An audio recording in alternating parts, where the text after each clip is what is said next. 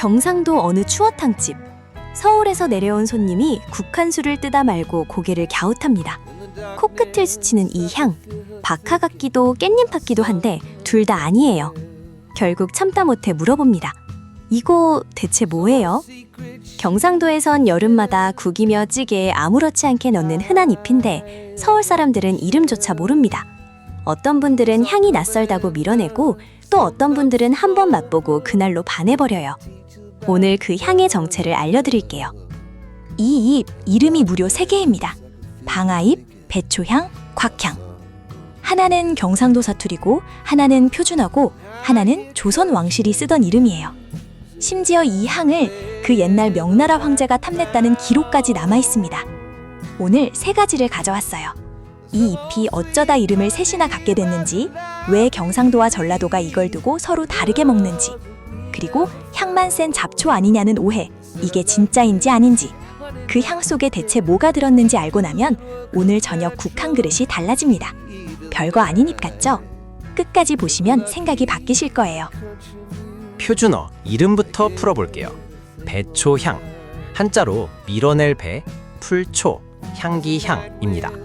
무슨 뜻이냐면 다른 풀들의 향기를 죄다 밀어낼 만큼 저 혼자 향이 세다는 거예요.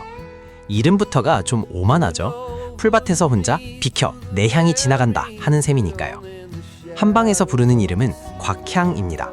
여기서 곽은 콩잎이라는 뜻인데요. 잎사귀가 콩잎을 닮았다고 붙은 이름이에요.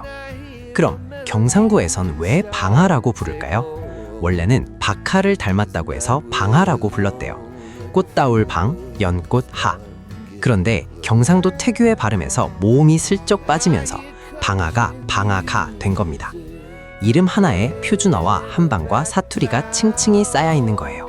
이 판장에 사연이 3겹인 거죠. 그니까요. 이름 셋이 다 제 나름의 사연이 있는 거예요.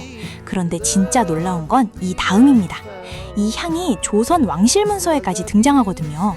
태종실록을 보면 1406년에 조선이 명나라에 등불을 선물해요. 그러자 명나라 황제가 답례로 귀한 약재들을 보내주는데 그 목록에 곽창이 딱 들어있습니다. 당귀, 유향 같은 쟁쟁한 약재들 사이에 나란히요. 우리가 여름마다 추어탕에 툭툭 넣는 그 잎이 황제가 주고받던 귀한 물건이었던 거죠. 동의보감에도 곽향이 나옵니다. 어떻게 쓰였냐면 객지로 여행 갔다가 물이 바뀌고 음식이 바뀌어서 속이 뒤집힐 때, 요즘 말로 하면 여름철 배탈이나 물갈이 같은 거예요. 그때 이 향을 썼다는 겁니다. 심지어 세종실록 지리지에는 전라도의 특산물로도 이름이 올라 있어요.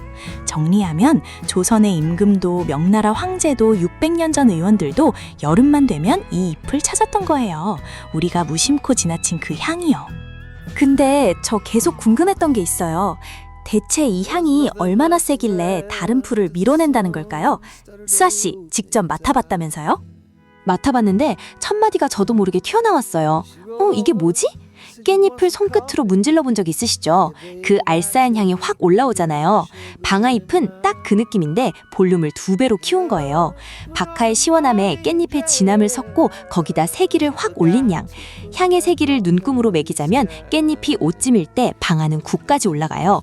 그래서 별명이 향기의 왕입니다. 손끝으로 잎을 살짝 비비기만 해도 손가락의 향이 한참을 맴돌아요. 코를 여는 열서 같다고 할까요? 한번 맡으면 이 향이 왜 다른 풀을 밀어낸다는 건지 단번에 이해가 돼요.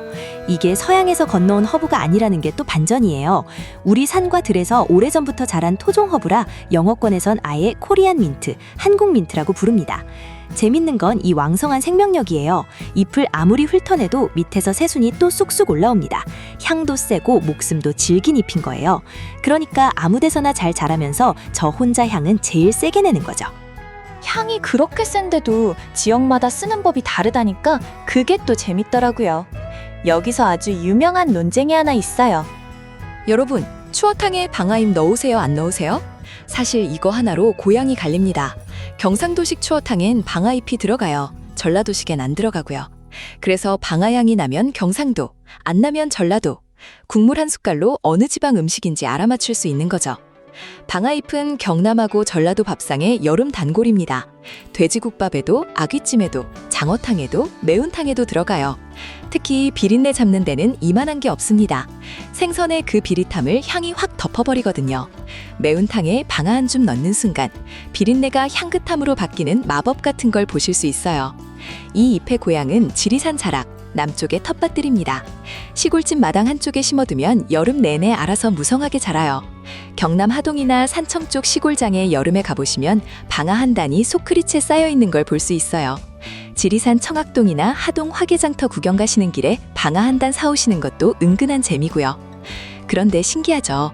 이렇게 흔하게 쓰는데도 딱 경상도와 전라도를 벗어나면 아는 사람이 확 줄어듭니다.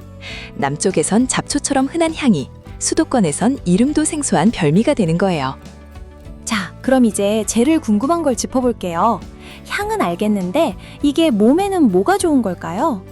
저 사실 방아잎을 그냥 향만 좋은 풀이라고만 생각했거든요. 그런데 알고 보니 옛날부터 여름 보약 대접을 받던 잎이더라고요. 이유가 있어요. 방아잎은 성질이 따뜻합니다. 여름엔 우리가 찬 걸 참 많이 먹잖아요. 아이스커피에 냉면에 수박에. 그러다 보면 속이 냉장고처럼 차가워지면서 더부룩해지죠. 방아잎은 그렇게 차가워진 속을 안에서 슬슬 데워주는 역할을 합니다. 그래서 동의보감에서도 여름철 물갈이나 배탈에 썼던 거예요. 여기서 이런 생각 드실 수 있어요. 향만 센 잎이 무슨 힘이 있겠냐고. 저도 그랬거든요. 그런데 옛사람들은 알고 있었던 거예요. 그 강한 향 자체가 속을 다스리는 힘이라는 걸요. 향은 그냥 냄새가 아니라 잎이 품은 성분이 코로 전해지는 신호였던 겁니다. 이 부분 오늘 유용하셨으면 좋아요 한 번만 눌러주세요. 저 이거 알고부터 여름국의 방아잎을 꼭 챙기거든요. 근데 이게 옛날 얘기로만 끝나는 게 아니더라고요. 요즘 연구에서도 이 향의 정체가 하나씩 밝혀지고 있거든요. 방아향의 주인공은 틸리아닌하고 로즈마린산이라는 성분이에요. 이름은 어려운데 하는 일은 간단해요. 우리 몸을 안에서 녹슬게 만드는 활성산소, 이걸 붙잡아주는 항산화 일꾼들입니다. 쉽게 말하면 몸속 청소부예요.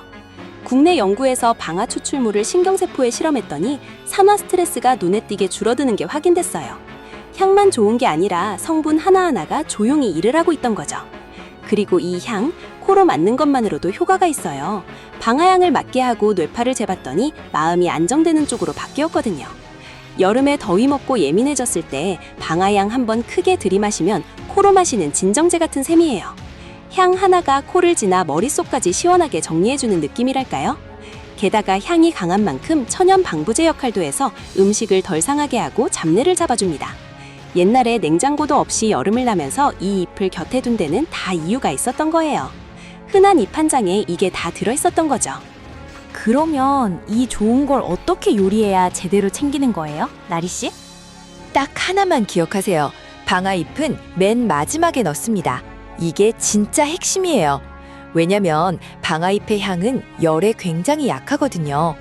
처음부터 넣고 팔팔 끓이면요, 그 귀한 향이 김이랑 같이 다 날아가 버려요. 애써 넣고도 향은 하나도 못 챙기는 거죠. 그러니까 국이든 찌개든 불을 끄기 직전에 툭 넣어야 향이 살아있습니다. 차로 우릴 때도 10분에서 15분을 넘기지 마세요. 어린 잎은 살짝 데쳐서 참기름에 조물조물 무치면 그게 여름 밥반찬이고요. 부침개 반죽에 송송 썰어 넣으면 향긋한 방아전이 됩니다. 장아찌를 담가두면 6개월이 지나도 향이 그대로예요. 좀 더 자란 잎은 깻잎처럼 고기에 싸먹어도 됩니다. 돼지고기의 느끼함을 향이 싹 정리해주거든요. 아, 그리고 향이 처음엔 낯설 수 있어요. 그럴 땐 국에 딱 2~3장부터 시작해보세요. 한번 그 향에 빠지면 없이는 못 먹게 되거든요. 저희 집도 이제 여름국엔 방아가 기본이에요. 처음 이야기로 돌아가 볼게요. 서울 손님이 이거 뭐예요? 하고 물었던 그 향. 알고 보니 이름이 셋이나 되고 명나라 황제가 탐냈고 600년 전 동의보감에도 적혀있던 여름의 잎이었어요. 흔하다고 다 아는 건 아니더라고요. 오히려 너무 흔해서 남쪽에선 그 귀함을 잊고 살았는지도 모르겠어요. 이번 여름 시장에서 이 향긋한 잎을 보시거든 딱 한 단만 사보세요. 끓이던 국 불을 끄기 직전에 2~3장 툭. 경상도가 여름마다 지켜온 그 향이 없던 건지 오늘 저녁에 직접 맡아보셨으면 좋겠습니다. 좋아요와 구독으로 응원해주세요.